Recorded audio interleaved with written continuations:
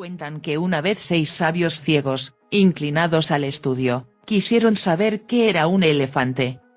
Como eran ciegos, decidieron hacerlo mediante el tacto. El primero en llegar junto al elefante chocó con su ancho y duro lomo y dijo, «Ya veo, es como una pared».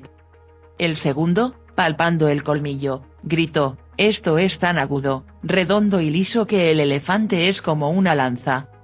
El tercero tocó la trompa retorcida y gritó, «Dios me libre. El elefante es como una serpiente». El cuarto extendió su mano hasta la rodilla, palpó en torno y dijo, «Está claro, el elefante, es como un árbol».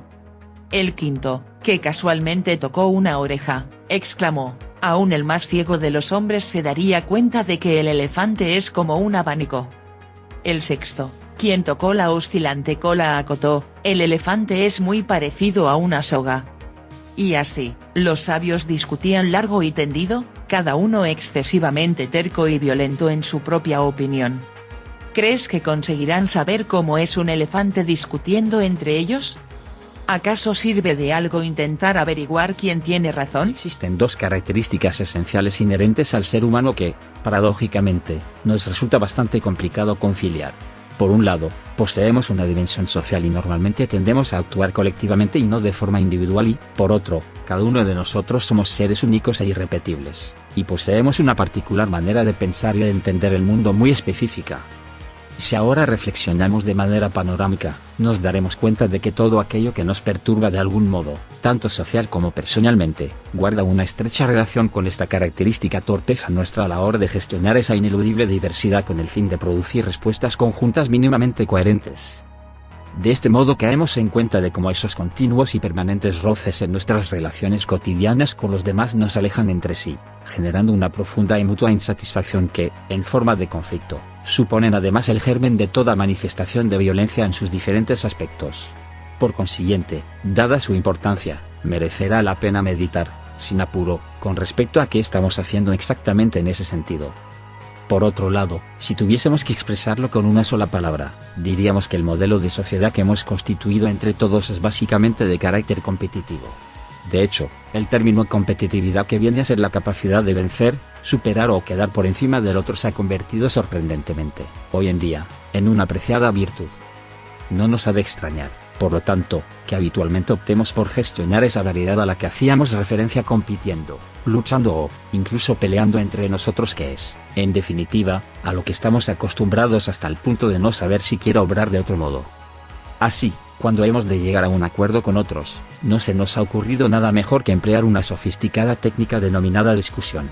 Dicha metodología descansa, como no podría ser de otro modo, sobre una profunda filosofía que consiste en suponer que de todos los puntos de vista posibles solo uno de ellos es el real o verdadero.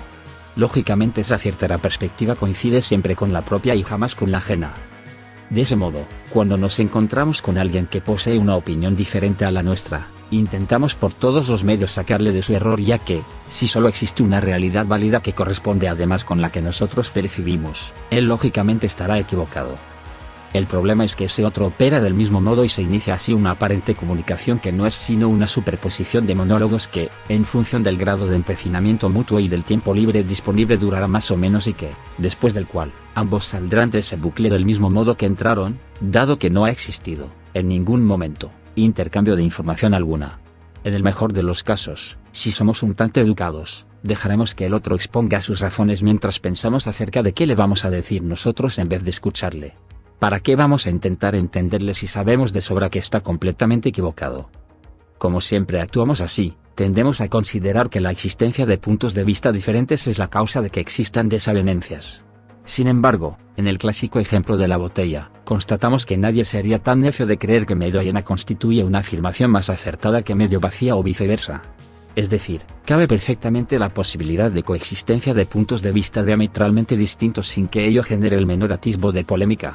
Por consiguiente, concluimos que es la manera que poseemos de manejar esa variedad de perspectivas, elevando meras impresiones subjetivas a la categoría de planteamientos objetivos, y no la heterogeneidad misma de enfoques factibles, lo que genera, en última instancia, el conflicto. Para comprender mejor todo esto, vamos a fijarnos en el siguiente ejemplo. A la pregunta de ¿Cómo lo describiríamos? ¿Qué pensaríamos de alguien que afirmase que se trata claramente de 4 flechas que apuntan hacia adentro? ¿Le diríamos que está cometiendo un grave error? ¿Intentaríamos, tal vez, comprender por qué expresa semejante opinión? ¿Seríamos conscientes en todo momento que afirmar que las flechas apuntan hacia afuera es un mero punto de vista y no la realidad misma? ¿Valoraríamos la posición del otro al mismo nivel que la nuestra? ¿Aguantaríamos la tensión por imponer al otro nuestra particular perspectiva?